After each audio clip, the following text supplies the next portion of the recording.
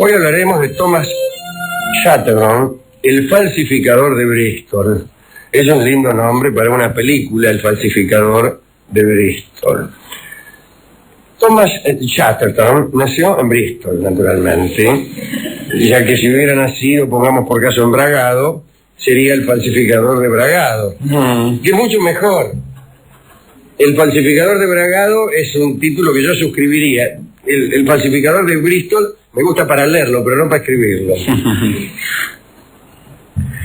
Nació el 20 de noviembre de 1752. El padre de Thomas, también se llamaba Thomas, era conocido en el pueblo. Murió cuando el pequeño Thomas era un niño. Era conocido en el pueblo por sus proezas sexuales. Organizaba unas orgías extraordinariamente numerosas. Es decir, no se destacaban tanto por ser divertidas, sino por ser numerosas. Lo que no necesariamente es lo mismo. No es que una orgía salga divertida porque hay mucha gente. Al contrario, ya pasadas las 300 personas, hay un sies no es de hall de la Estación Constitución que perturba el ambiente erótico y que lo pone a uno más en situación de esperar un tren que de hacerse besar por cualquiera, por no decir otra cosa. Bueno, también tenía talento poético Thomas padre y fama de buen músico. Trabajaba, sin embargo, de sepulturero en la iglesia de Radcliffe por la mañana, a la tarde no. Era una tradición familiar aquella, casi todos los Chatterton eran sepultureros. Pero a la tarde era maestro de una escuela frente a la iglesia, justamente. Leía con pasión el viejo y una de las ocupaciones preferidas era la numismática, es decir, que juntaba boletos. Monedas. El abuelo de Thomas, el viejo Chatterton, se llamaba John, el viejo, y estaba presente en 1727 cuando hicieron una limpieza general en la iglesia de Radcliffe. Y encontraron un montón de documentos viejos y el párroco, sin saber qué podía hacer con todos aquellos papeles, se los regaló a John Chatterton, el abuelo de este chico del que hablamos hoy. Y el viejo los guardó, qué sé yo, quedaron ahí. Cuando, mucho tiempo después, el nieto Thomas se encontró con aquellos papeles de la iglesia de Radcliffe, quedó fascinado. El chico se crió solo.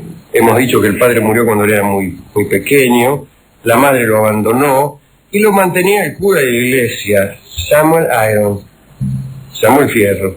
Y sus días transcurrían ahí de la iglesia y la casa, en un lugar donde estaban justamente guardados aquellos documentos que el abuelo había recibido. Como no se llevaba bien con ninguno de los chicos de su edad, se entretenía con otros menesteres, como por ejemplo examinar aquellos documentos y también escribir poesía. Y hay que decirlo, total, estamos entre amigos, tenía algunas actitudes extrañas.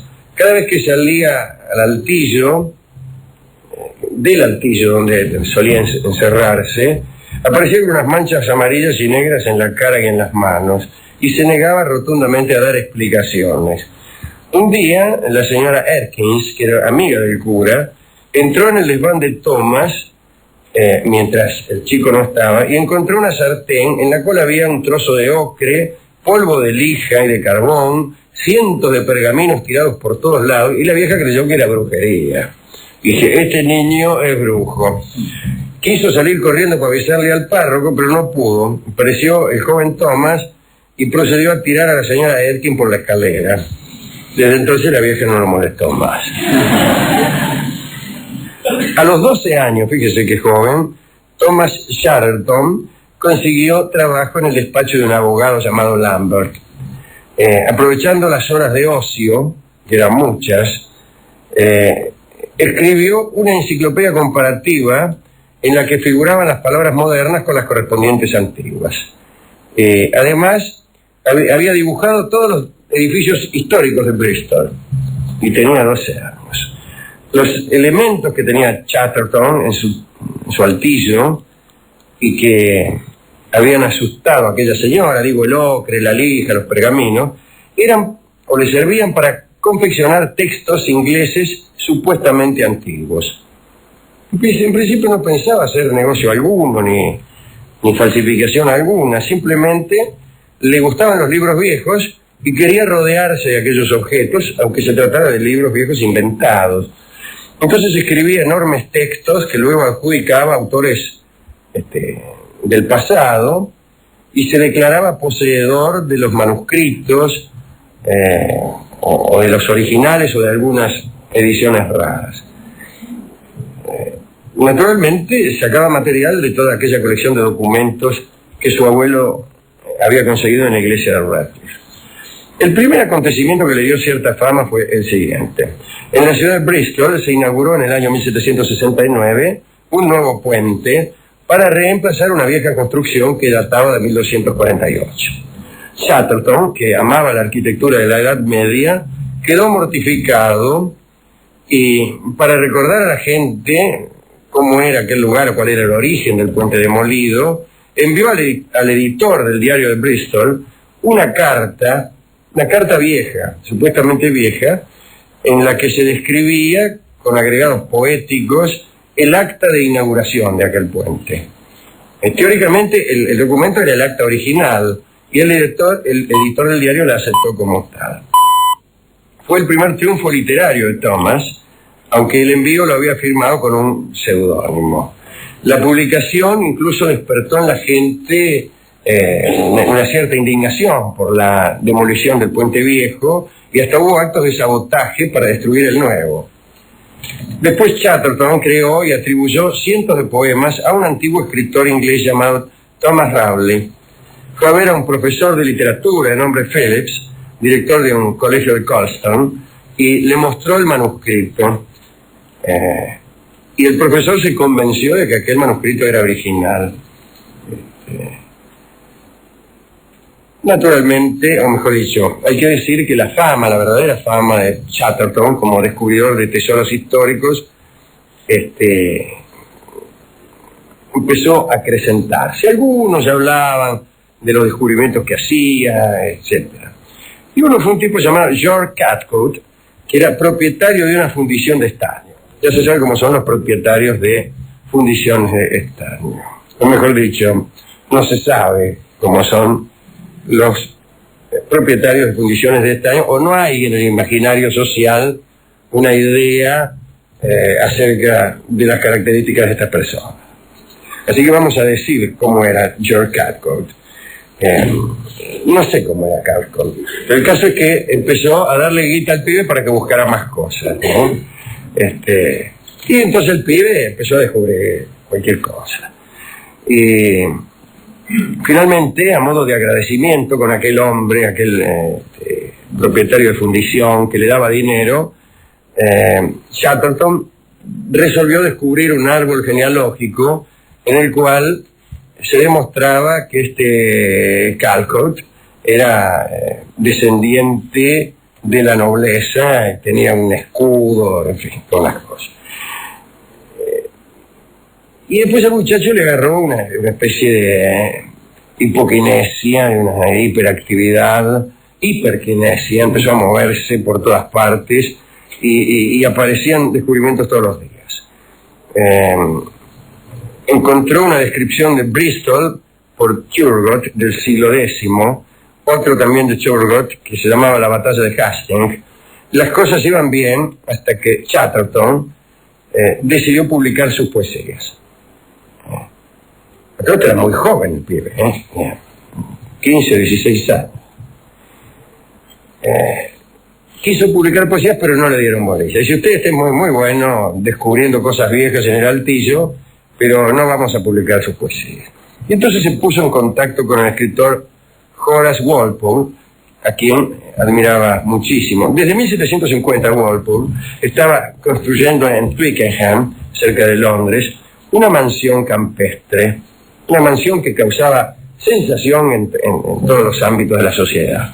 Fue una de las primeras construcciones de estilo neogótico y allí Walpole guardaba todo tipo de rarezas, ¿no? Pero el escritor, Walpole, no se contentaba con ser coleccionista. Incluso en 1764 había escrito una novela llamada El Castillo de Otranto, y en el prólogo declaró que aquella novela no la había escrito él, sino que la había encontrado en la biblioteca de una antigua familia católica de Inglaterra y que era del año 1559. Todo el mundo aceptó aquello y después, mucho más tarde, Walpole confesó que en realidad la novela la había escrito él, todas esas cosas. Dijo que había recurrido a esa treta porque no confiaba lo suficiente en sus propias dotes literarias para presentarse como autor. Y entonces Chatterton se dirigió a verlo a Walpole justamente porque este escritor había tenido que hacer algún tipo de truco para poder empezar a escribir. Y le mostró sus cosas, ¿no? Por empezar, antes de mostrarle las poesías de él, le mostró unos poemas inéditos de John Milton, que en realidad los había escrito él, pero se los mostró. Y Walpole lo recibió estupefacto, pero inmediatamente entregó los papeles a unos especialistas, Gray y Mason, que eran grandes conocedores de la poesía inglesa, y los dos expertos dieron su veredicto. Son falsificaciones, le dijeron. Y Walpole comunicó a Chatterton el resultado y de paso lo insultó. Lo llamó embustero, insolente, atorrante. Atorrante no. Entonces, desesperado, Chatterton abandonó Bristol y viajó a Londres. Muy pocos meses después, ya en Londres, fue hallado muerto en una mísera guardilla. Había tomado arsénico y no había cumplido los 18 años. La estadía en Londres le había procurado una cadena de decepciones. Si no se hubiera envenenado, probablemente hubiera muerto de hambre. Y todos culparon a Horace Walpole por maltratar al muchacho, y el escritor debió defenderse en distintas gacetas londinenses hasta que todo quedó perdido. Y esta figura de Chatterton, del pequeño falsificador de Bristol, el poeta en ciernes que no pudo llegar a ser, impresionó a muchos escritores. En realidad sus falsificaciones funcionaron todas hasta que se le dio por recrear a Milton, y bueno, eso era demasiado, ¿no? Algunos escritores como Shelley, como Wordsworth y Coleridge, amigos todos de este programa, lo consideraban o lo consideraron un genio en ciernes, naturalmente.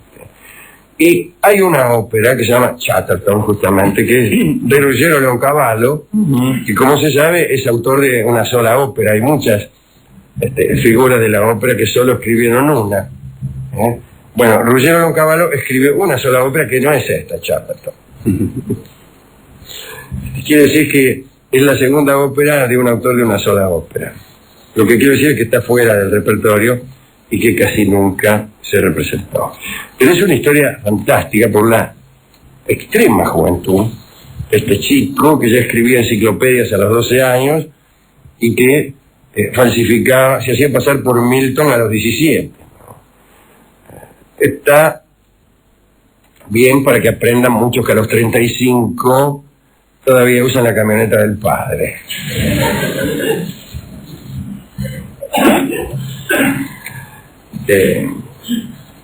Usted sabe que nosotros siempre hemos tenido una especie de obsesión con las falsificaciones, y que incluso hasta hemos postulado la posibilidad de que la falsificación fuese mejor que el original, ¿no? La famosa falsificación ascendente, que consistía en hacer algo, copiar un cuadro pero hacerlo mejor todavía, corrigiéndole los defectos.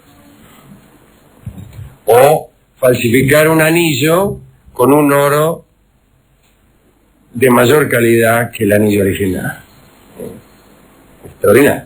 Eso es una tarea muy noble, pero muy noble. Verdaderamente. Porque no proporciona ganancias, sino pérdidas. Y porque además contribuye a mejorar el mundo. Hay otras falsificaciones de las que a veces hablamos que son las inútiles. Las falsificaciones horizontales. No tanto las horizontales, sino las que son de una naturaleza tal que enseguida se da cuenta uno de que son falsificaciones. Digo yo los billetes de unos 50.